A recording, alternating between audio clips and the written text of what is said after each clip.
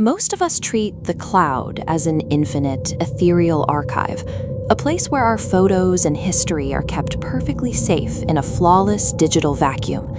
But the cloud isn't floating.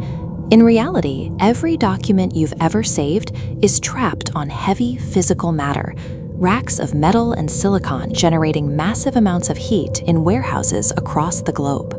That hardware is actively failing. The magnetic platters inside hard drives and the cells within solid-state memory are constantly degrading at a physical level. If we stopped providing power to a modern data center today, the physical decay of those drives would make 90% of that data unreadable within just 10 years. Because we are building our history on hardware with such a short lifespan, our entire digital record is currently resting on a foundation that is slowly rotting away. To keep the cloud alive, data centers operate in a state of constant emergency. Hardware fails so frequently that engineers have to replace entire server fleets every 3 to 5 years. This creates what engineers call the migration treadmill, a relentless, mandatory loop where data must be copied from dying drives to new ones just to prevent it from vanishing. As the amount of data we create grows, this treadmill is becoming a thermodynamic crisis that current infrastructure simply cannot sustain. This chart tracks the energy required to keep these systems running. By 2026, data centers will consume over 1,000 terawatt-hours, double their usage from 3 years ago. Most of this energy surge is the cost of cooling and replacing failing metal drives. We have reached a point where silicon-based storage is hitting a hard economic and physical wall. The cloud is no longer a sustainable way to store the world's information. To move past this, the industry needs a medium with much higher density and significantly lower energy requirements than mechanical drives.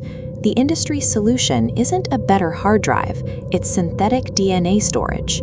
This diagram shows the core mechanism. Scientists are now translating standard binary code, those ones and zeros, directly into the G, A, T, and C nucleotides of biological life. This biological approach is incredibly dense. A single test tube can hold 215 petabytes of data, equal to 215 million gigabytes.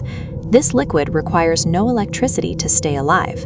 If kept in a cold environment, the data remains stable and readable for over 10,000 years. By moving from silicon to soup, engineers are utilizing a storage system that scales in ways metal and magnets never could. There is a deep irony in the fact that our most advanced digital civilization was built on a foundation of temporary, power-hungry sand. The sheer weight of our collective history has finally become too heavy for traditional physical engineering to support.